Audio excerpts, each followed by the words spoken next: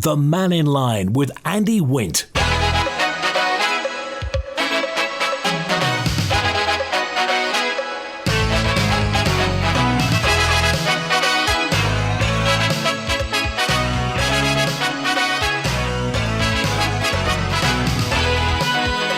Pastor Mike, good afternoon. Mannin Line is on till 1 today, and today, well, deja vu.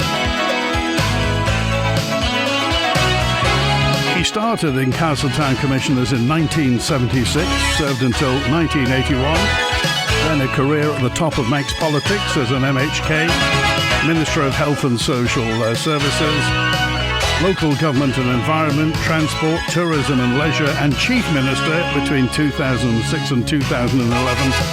And now,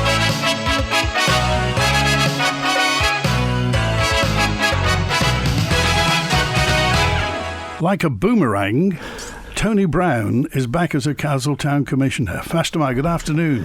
Pastor Mike, good afternoon, Andy. Well, you know what the question's going to be. What were you thinking?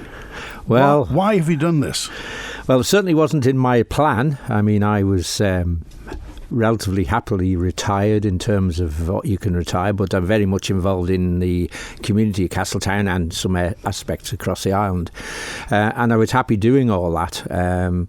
But over a period of a couple of years, there have been issues in Castletown, some of it related to how government treats the town, some of it related to what's going on in the town.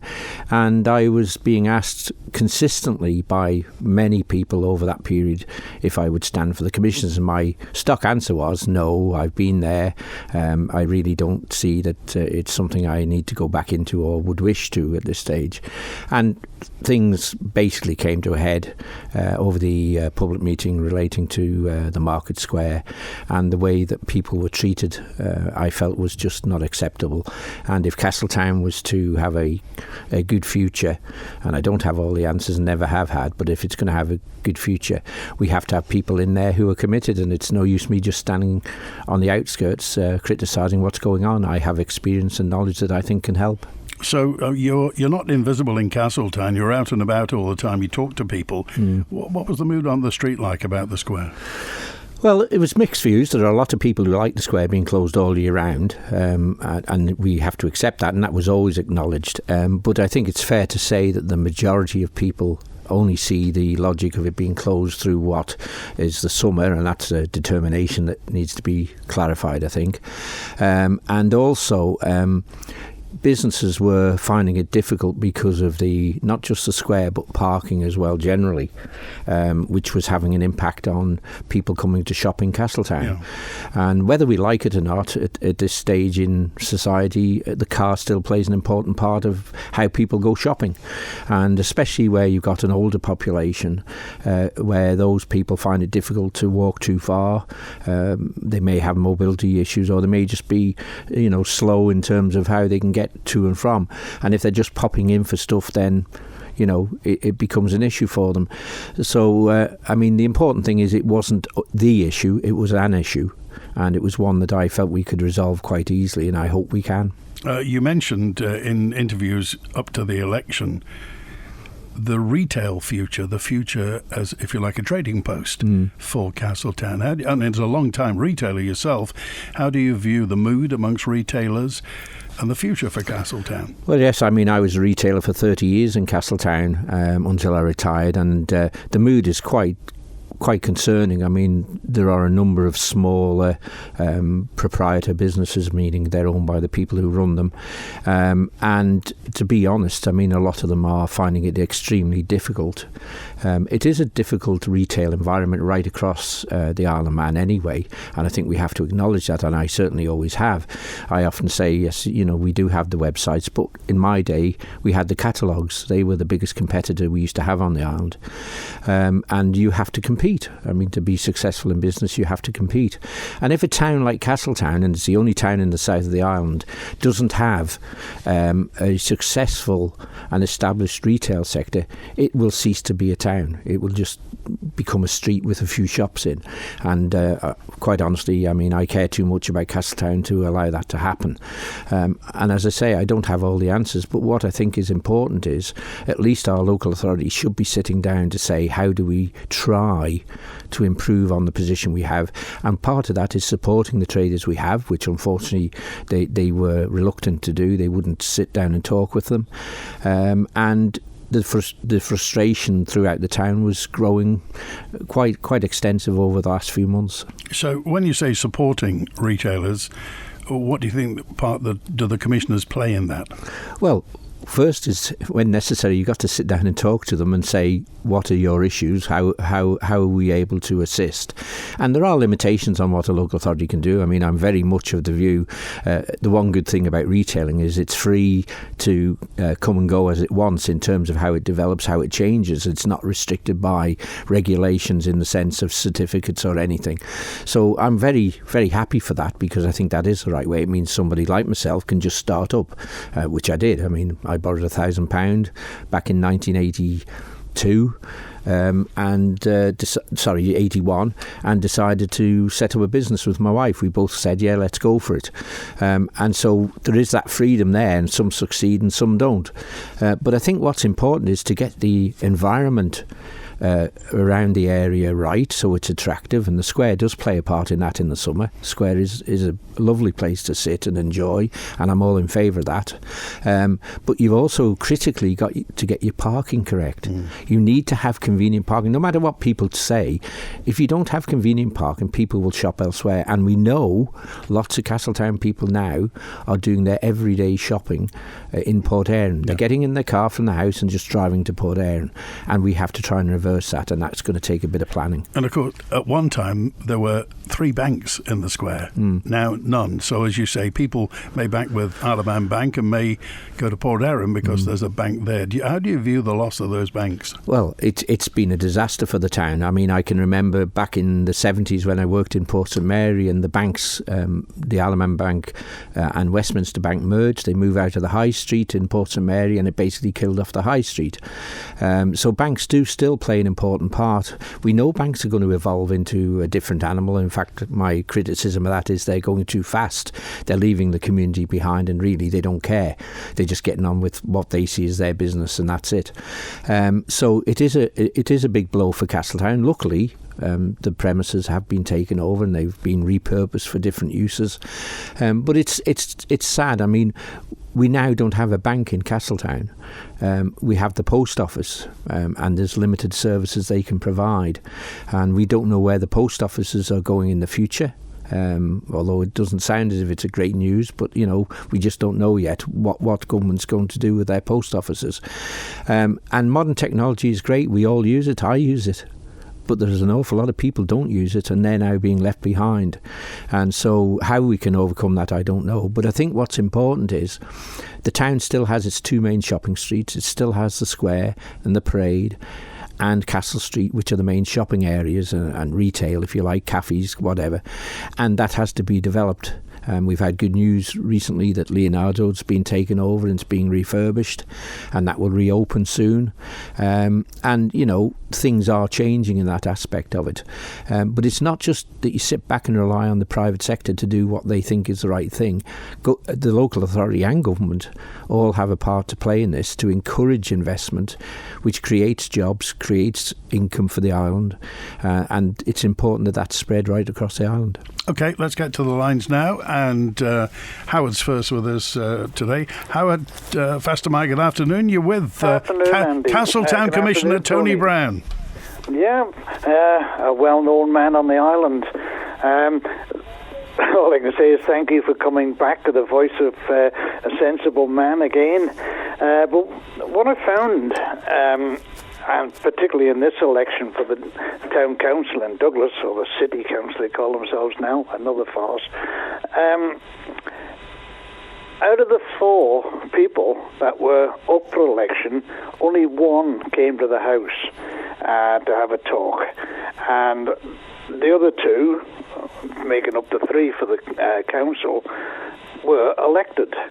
And I haven't a clue, never seen them, never heard from them, apart from a manifesto shoved through the door.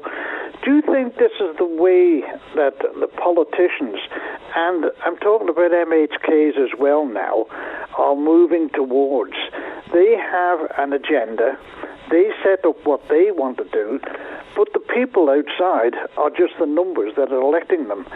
And the likes of yourself now have come into Castletown, and it's a breath of fresh air coming in. Some people may say different, but personally speaking, I think it is a breath of fresh air, and somebody who has a sensible working life to contribute to the city itself, the Castletown, and the working area and the working people. Okay. Did you do any door knocking, Tony Brown? Well, I think yes, I did to some degree. It's very limited. I think, in fairness to all local authorities, in the Isle of Man, the lead-in time is a very short period, and therefore it is impossible to get round to talk to everybody. The other thing I think is important is if you've got a good relationship with the people in the community you live within, you're seeing them every day anyway, regardless. Not all of them, but a lot of them. And I went out like the other candidates in Castletown, I can only talk about there, delivering manifestos and taking the opportunity to talk to people as we could. But I think what's important is it shouldn't stop talking as soon as the election's over. You're there to talk and listen and discuss with people right throughout your term, so that hopefully you can have a good understanding of what you think the town and the people want. And, I think that's certainly what I do, and I can just thank you for your kind remarks, Howard, which are appreciated. Howard? Yes, this is what the older politicians and councillors, etc., commissioners used to be like, but they seem to have changed in their attitude as a holier-than-thou attitude in a lot of cases, and it's not conducive to good governance. And this is the problem. You never see them. We've had 2 or 3 elections up here, and several of those members have gone onto the council.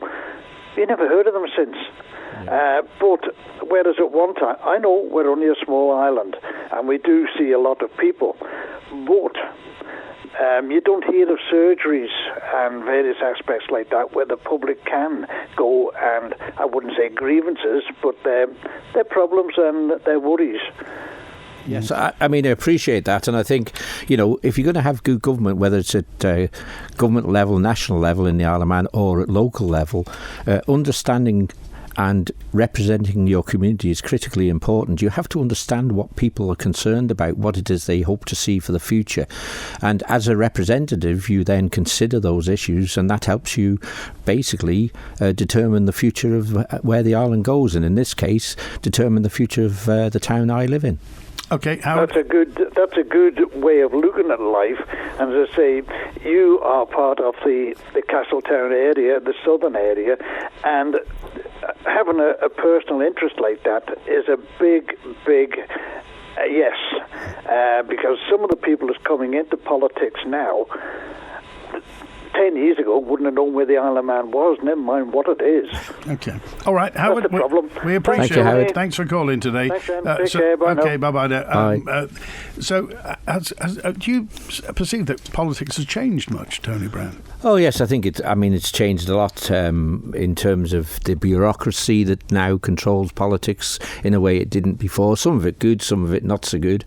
And clearly, I think how members who are elected deal with constituents has changed quite dramatically. I mean, they're relying very much on technology now, and technology does have a role to play, but you'll never beat people standing there and talking to people and listening to what they have to say, trying to find out what people are thinking.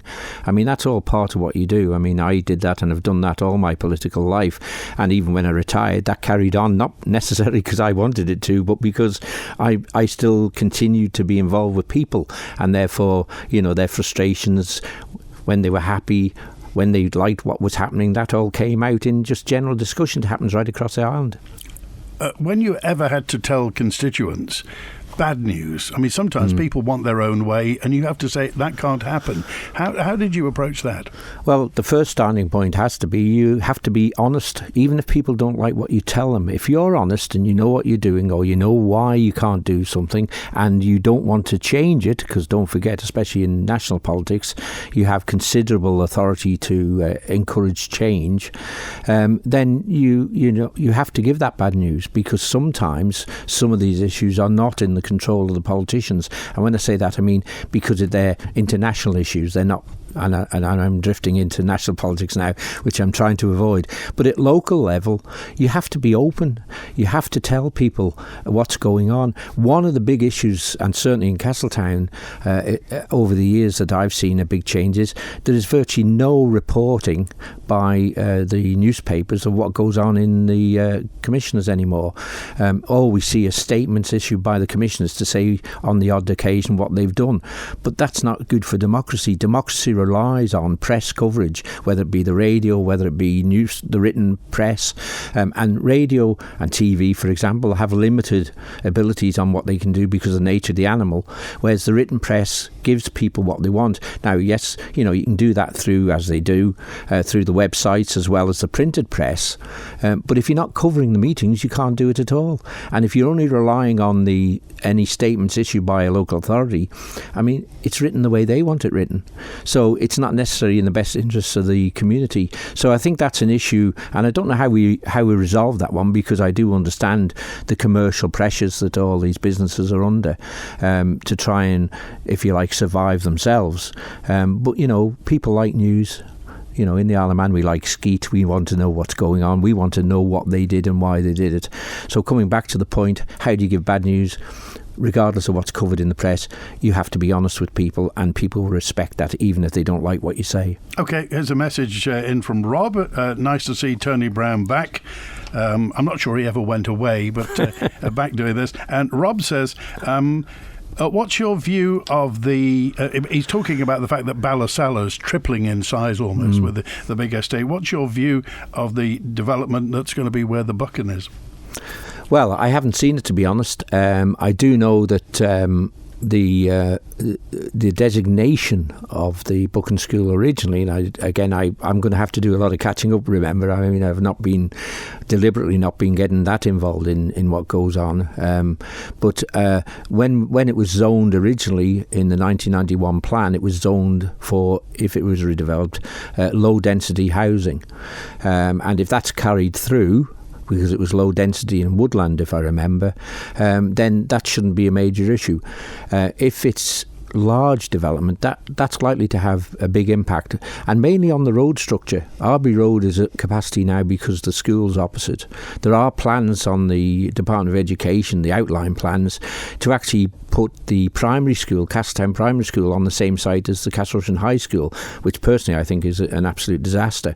But the impact on Arby Road and down through the bypass and down through the town will actually be quite immense. And I hope Highways will, and I'm certain as a commissioner I will be looking at how that is going to be dealt with, how is it going to be managed. So if you've got these two big developments, how are we going to cope with it? Yeah, I mean, high density is 12 to an acre sometimes. Yeah. That would be an enormous number of houses there. Well, in the one we was low density, you see, with in woodland, so it was actually not a lot of houses. Right. So I don't know if that's changed, and until I start to look at these things, I mean, I'm not yet officially a commissioner, I'm elected, but I'm yet to be put in place like the rest of my colleagues when we do the declaration, which is next week. Then in fact I'm not privy to all, I'm privy to what the public can see.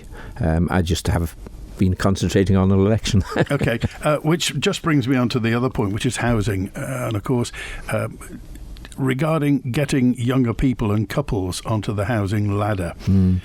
How much space is there for development in Castletown if young people want to buy a house? Yeah, Castletown's quite limited because the boundaries of the town. I mean, the sea's on one side and then we've got the parishes round us on the other.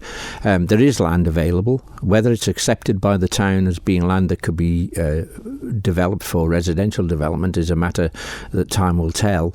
I often find that one of the issues these days is the pace of development. I mean, if you look at how quickly Ballasala's been developed, it's had a massive impact on Ballasala as you come into it. And that's happened in a very short period of time.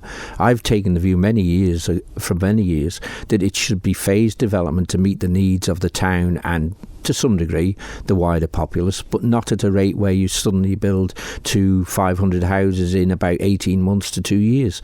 That is not what people want. Now, okay, that's fine. People say, yes, but you already live in a house, you're bound to think that way.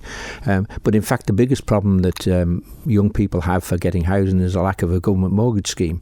The scheme that is there only provides support, financial support, but they still have to go to a bank or an equivalent society to get the money, and they can't get 100% mortgage, they get 75%. So many of them can't save up the money they need to get the deposit, and furthermore, it's hard to get a mortgage on an old property, which of course is what many of us go into.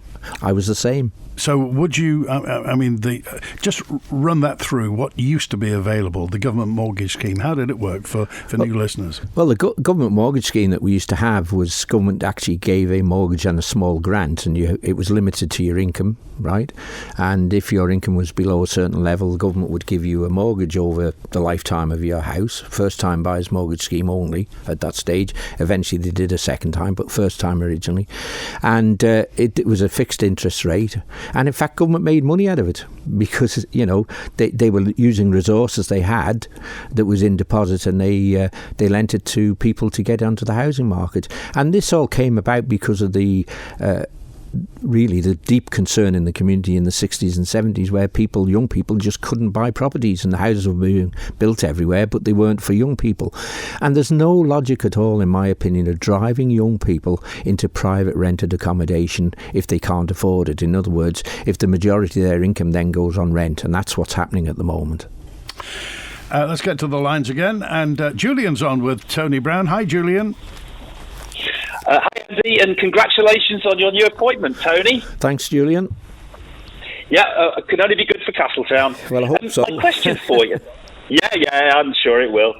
My question for you, a slightly more national question. There's been several private members' bills put before Tynwald in recent years. We've had the Assisted Dying Bill, the Bishop's Vote, and especially this new so-called Safe Access Zones and Protected Spaces Bill. My question is, are private members' bills subject to less scrutiny than full government bills? And if so, how much less scrutiny? Yeah, the answer to that is no, because the House of Keys is the ultimate determiner of whether or not legislation goes through. And whether it's a private member's bill or a government bill, they have a duty to the public to examine it in the great detail it requires, regardless of who put it before them. Were there many private members' bills when you were Chief Minister? Oh, yeah, there was quite a few. I mean, the Isle of Man legislature is actually, the members of the legislature are very lucky. They have an easy access to do this. They just put a motion to the House of Keys for leave to introduce, and the majority of those leave to introduce are approved, and then they develop their legislation. That legislation, in most cases, is developed, and certainly it's usually run past the Attorney General's Department. The Attorney General can only give advice on it because ultimately the member does what the member wants to do, but critical to protect the public's interest, and the zones bill is one that concerns me, as people know, and I wrote in a lengthy contribution as to why it was, in my opinion, seriously deficient. It's up to the members of the House to examine these in great detail and then only pass what should be acceptable in society. Julian? Yeah, the reason I asked the question is I've had two occasions in recent times. We've had Claire Christian answering Chris Thomas in Keys about a question about resources, and she answered, resources are not delegated until a private member's bill goes through. And also I asked David Ashford about had there been any cost calculations for the Assisted Dying Bill, which as far as I know still hasn't been done.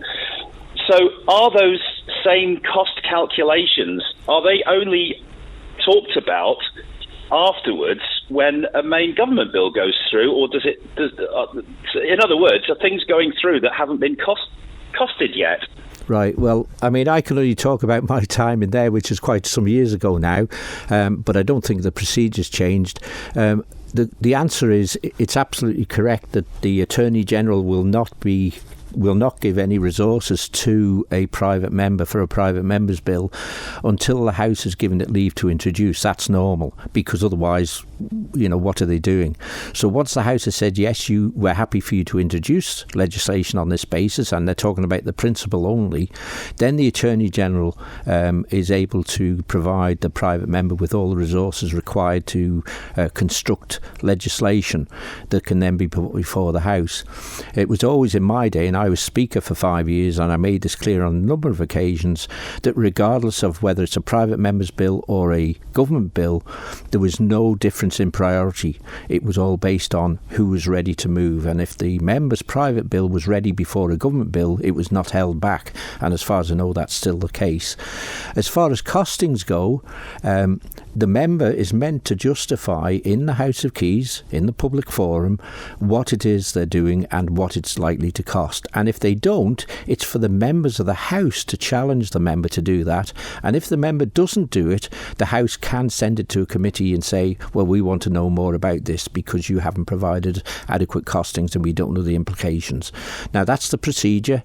That's really the paramount role of a legislature, is to ensure that any legislation that goes through the House of Keys, one, it's reasonable and is acceptable to the community, and two, it's affordable. OK, Julian, we appreciate it. Thanks for calling. Thanks very much, Andy. Thanks, Tony. Yeah, cheers. Thanks, Julian. 28 minutes before 1. Let's just say a few words about you. You talked about this access and safe zones bill. What were your concerns again? Well, basically, it impacts directly, without proper control and scrutiny by Tynwald, on people's rights. You could own a piece of land.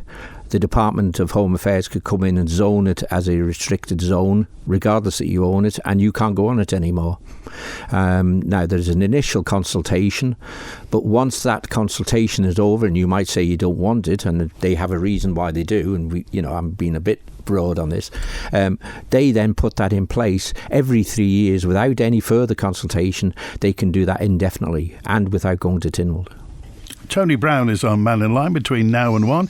You want to get in touch, text 166 177, WhatsApp, same number, email studio@manxradio.com, call 66 13 68. Did you hear? Hear what? Skipton International has a fixed rate bond at 4.4%. Oh, really? That's a strong return. How does it work? Skipton International's based in Guernsey, and with £100,000 or more deposit, you can lock in that great rate, fixed until 31st of March 2026. Sounds like a smart move.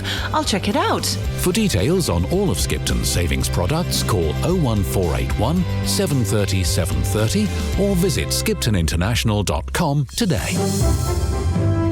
Skipton International is licensed to take deposits by the GFSC and is a participant in the Guernsey Banking Deposit Compensation Scheme. See dcs.gg.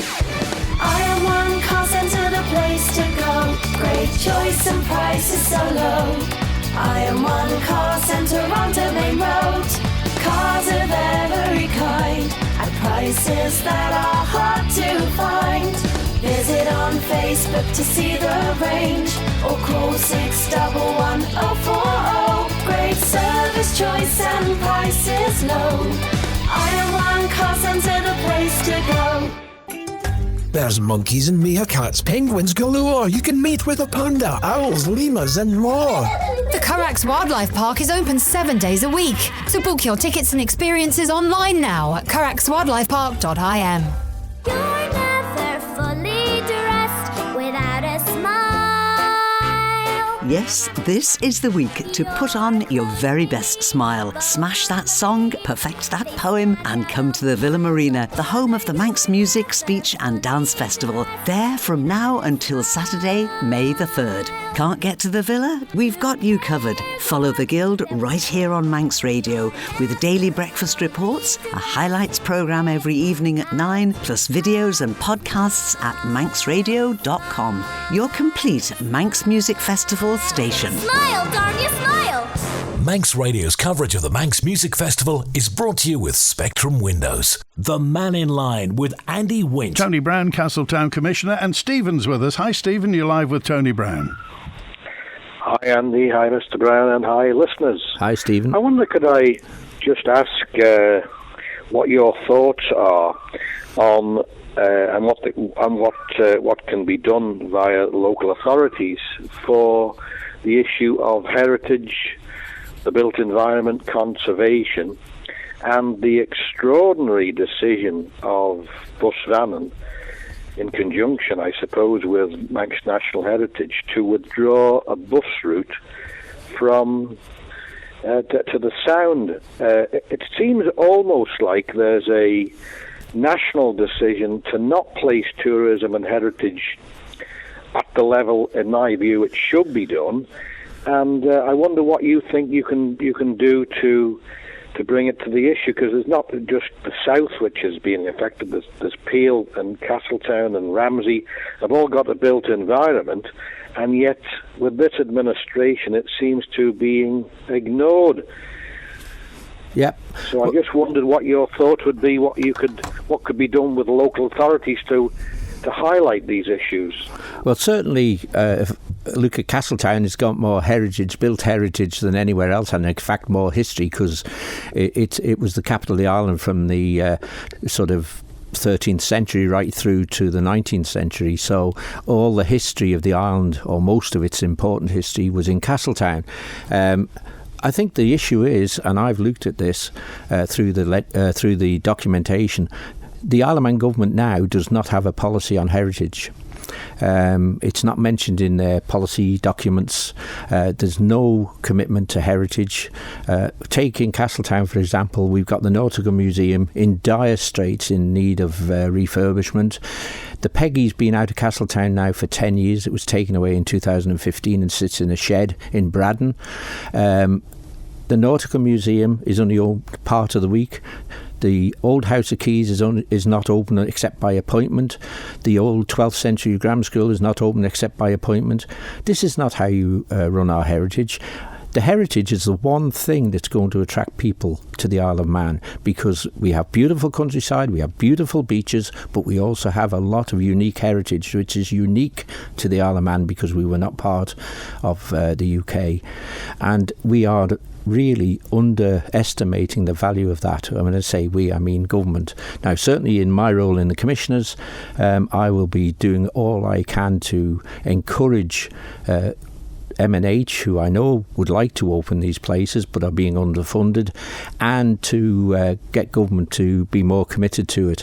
The Nautical Museum, for example, M&H have gone out and, I understand, identified financial support of about £2 million. The scheme's going to cost £6 million because it is a big scheme, and it'll see us for the next 30 years or so, and maybe even longer if it's done. But the government will not, and the Treasury will not, provide any funding at all at this stage to support that scheme. And in the meantime, we have the Peggy, a world-famous yacht, lying in a shed. An air-conditioned shed to try and keep it in good order, and people go in there to see it if they want. But we have the Nautical Museum, again a unique part of what was Bridge House, the Quayle family, the smuggling of the Isle of Man, and it's just being allowed to go rotten because the government will not commit to it. Now, as a commissioner in Castletown, I can tell you I will be doing all I can to encourage the government to actually take proper action on this, and if necessary that will mean talking to the Chief Minister. Stephen? That's excellent news. I think this is what's been lacking on the island. We haven't had somebody to champion heritage, not just for Castletown but around the island in general, and I do hope that you can form alliances possibly with Peel, Ramsey, Castletown, other local authorities, and most importantly MHKs who represent these areas. I feel have been a little bit lacking as well. We need to get them moving as well. Well, most MHKs that I talk to have no interest at all in our heritage. They see it as not really anything that important, and that means then there's no drive to do something. Just one thing, if I can cover the bus to Cregneash, although it's not in Castletown, and I have been talking with people who are involved in that. I think we're all pleased to see that the Minister is now saying saying she's reviewing that, which is fine. But if you look back on the, as far as I can tell, the Hansards of the questions asked about this and statements made by previous ministers, they've all mentioned how it's not very good, it's not very effective. None of them have said what the actual saving is financially to Bus Vannin for not having this service. And I can tell you now, it's minimal. Okay. All right, Stephen, we appreciate it. Thanks for calling. Thank you. Thanks, Stephen. Let me just pick you up on that. You said most MHKs you speak to don't see the value or don't value culture. They don't seem to give, most of them don't seem to have any interest in it. It's just there. And, you know, unless, I know this from my time in the Keys, unless you have people driving the heritage, then in fact nothing gets done because it's seen as something we don't necessarily have to have. But it's about who we are, it's about our being. This is the Isle of Man.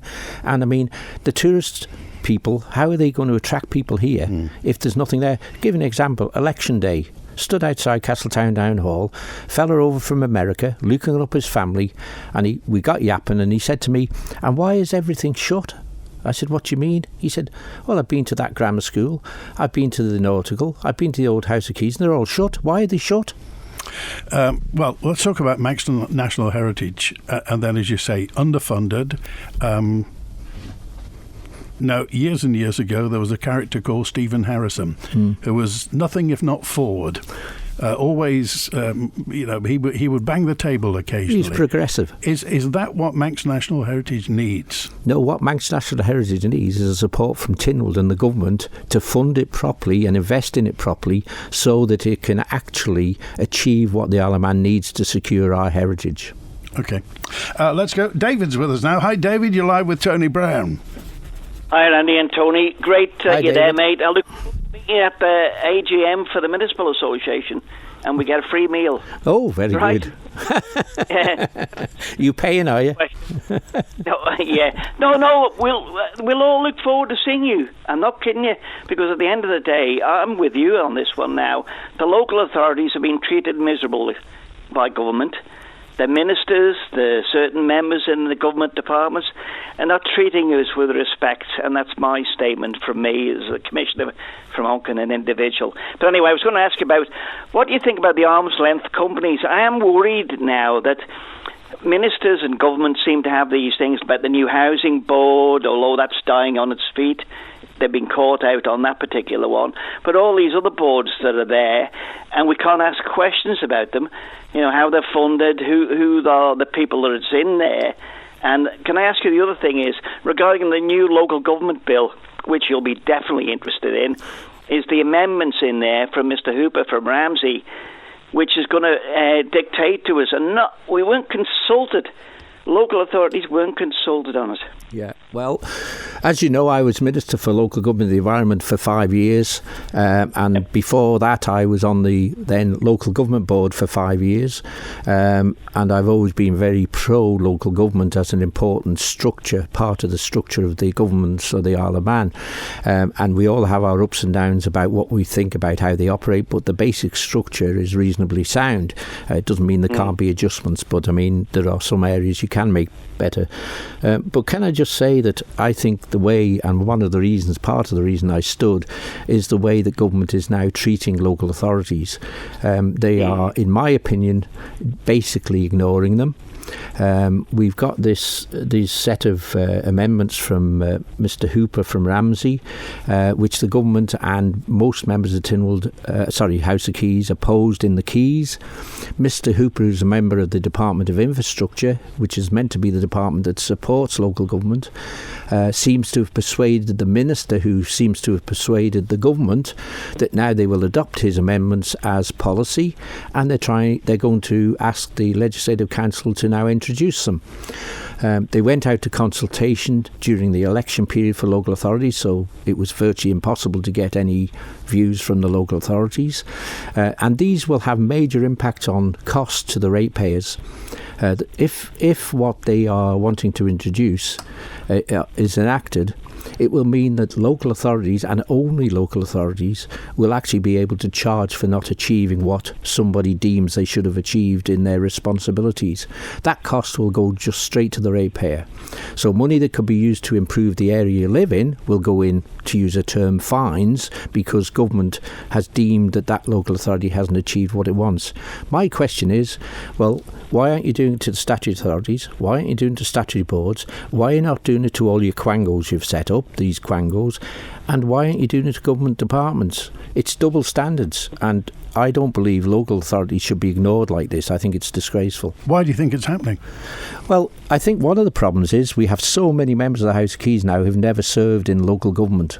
So they have no understanding of it, they don't understand the concept, and they see it as a bit of an irritant. And then you've got a few members riding their own chariots of what they want to see happen. And government, and it used to always be that the Minister for, as it was in my day, local government, and now is infrastructure, were there to really look after and, if you like, protect the local authorities. Yes, make changes when they're necessary, but basically say, are they necessary? Are they reasonable? Is this what we need? And this is a case, in my opinion, of something that really is just not necessary, and I think it's awful, to be honest. David? Yeah, Thanks, Tony. Look forward to seeing you shortly. Yeah. Bye. Okay, thanks, David. Okay, Bye. so Tony Brown, regarding this, if you like, opposition almost, or penalty on local government, is this elected members or is it officers? No, it's elected members. This is a private members' amendments. I mean, they're quite extensive. You need to go back. You look back in when it was done in January, and you look at what's there. I mean, they are quite draconian in terms that. When I say draconian, I suppose that's a bit heavy, but they're quite restrictive. It's adopting UK policies for local authorities that are actually bigger than the Isle of Man government and have bigger budgets. It's just nonsense. Most of our local authorities are community based. They're there to look after our small communities, provide services that we need at a very local level. Democracy works best when you have local level representation at ground roots, and then you build from that. And I think there's a real misunderstanding of what the Isle of Man's local authorities are there to do. Tony Brown is on Mannin Line. We've just got a few moments left. Hi Liz, I see you've had your garage converted. We're desperate for more room. Yes, come through and have a look. John called Manx Property Conversions. We now have an extra bedroom, but it could be another reception room, kids' playroom or office. They also did our conservatory roof last year. We were so impressed, we got them back to convert the garage. Wow, I need that. What's their number again? Call MPC on 450 500. That's 450 500. Or find them on Facebook at Manx Property Conversions. Employers, having trouble with staff and need reliable advice? Employees, are you treated fairly in the workplace or do you have a grievance? The workplace can be problematic on both sides. For any work-related legal issue, contact the employment law experts, Man Benham. They advise employers and staff on all work-related problems with sound professional advice and a transparent fee policy. To arrange your free consultation at Man Benham, call today on 639 350. Man Benham, here for you. Check out the Groudle Glen Railway timetable for some great days out. Visit the Clifftop Tea Rooms and Sales Emporium, book a special steamed tea, and join our free family train spotting challenge. Hop on the line that goes uphill to the sea, the Groudle Glen Railway. For times, see ggr.org.uk or visit on Facebook. The previous message was brought to you by QVH, the island's premier serviced offices and co-working space in the heart of Douglas. Call 639 940 for more information or visit qvhpremierofficespace.com. The Mannin Line with Andy Wint. Tony Brown is on, newly elected Castletown Commissioner. Mr. Brown is right, says John. The amount of UK journalists who come to the Isle of Man are ecstatic about the castles and the incredible railways, and yet, as you were saying, that the schooling in Castletown's closed by appointment only. Is that right? Absolutely. If you look at the document that was issued recently by Manx National Heritage, they set out when these places are open, and I just find it. I mean, and I don't blame specifically MNH because they're trying to work within a tight budget and they're trying to look at how you prioritise, which they have no choice to. But I mean, to have the old House of Keys, which tells the story, the unique story of our structure of Parliament, to be closed and only open by appointment. I come down in my car, say I'm a holiday maker, I'm staying in Douglas, I get in my car with a wife and 2 kids, come to Castletown. Oh, there's the old house keys. Let's go and have a look. Shut. It's nonsense.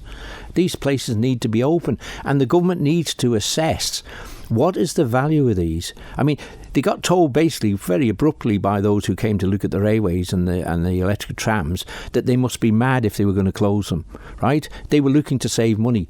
It's not all about money, you know. Money is very important to ensure our society is successful, but it's also about what you're providing. It's about the service. Don't lose sight of what you're trying to provide. And how on earth can visitors enjoy the Isle of Man if when they come here, some of these facilities are shut? OK, a note in from Ron who just said, what Mr Brown says is right, but when he was in power, revenues were roaring. The Isle of Man made an awful lot of money in the time when you were, that 30 years you were in. The Isle of Man was roaring ahead.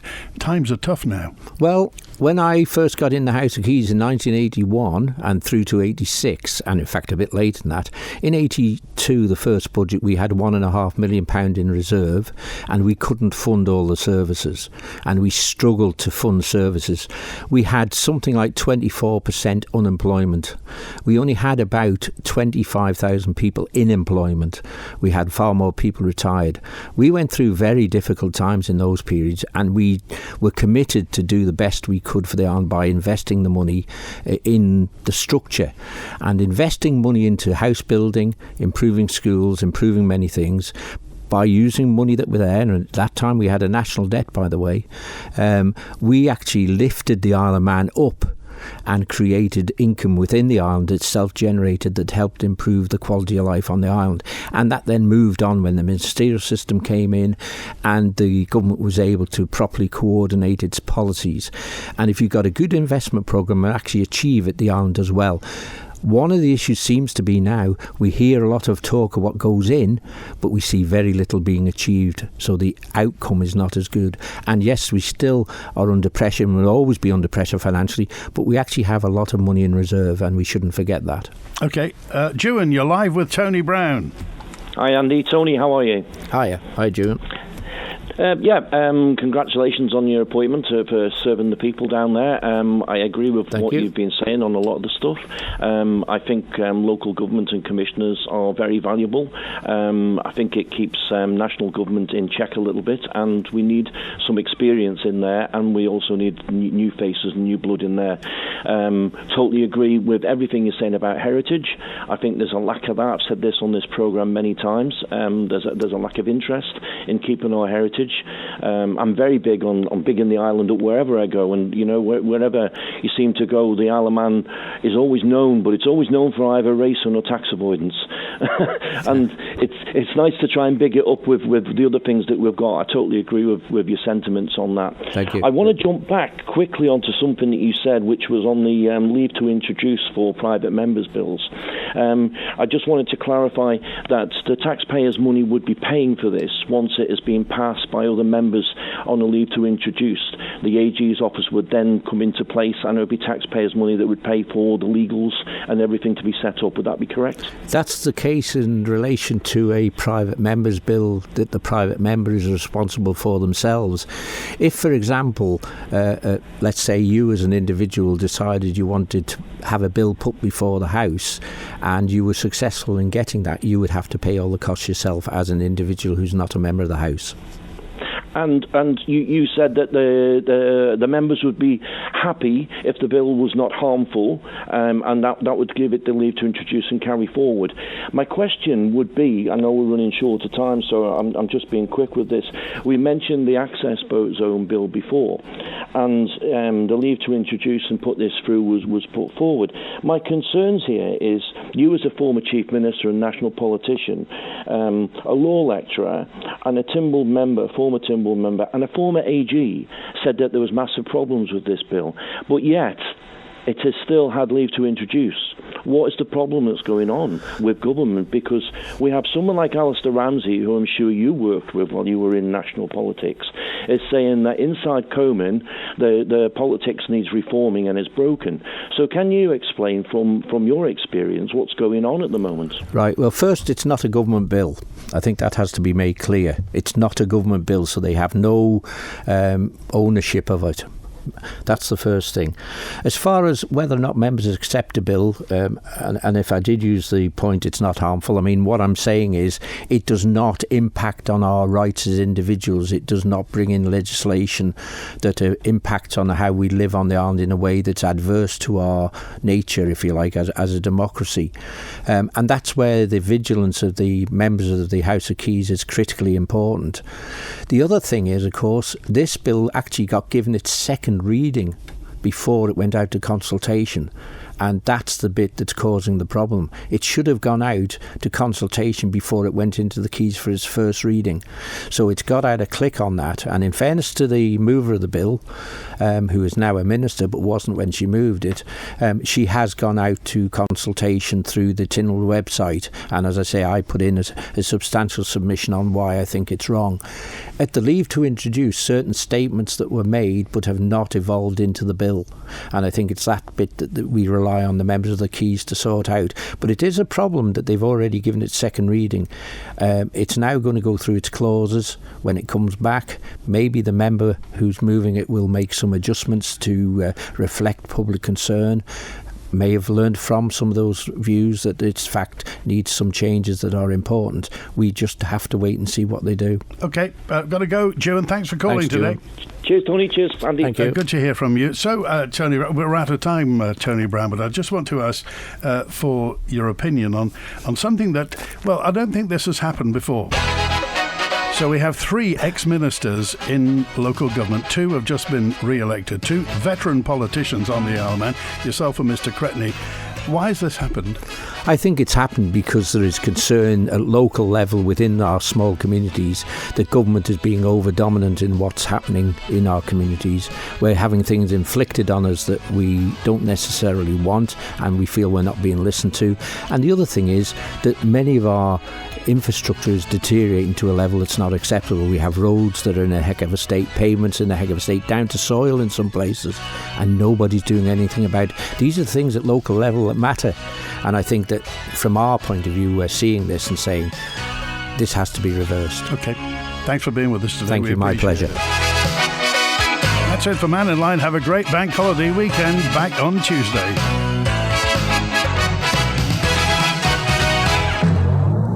WIN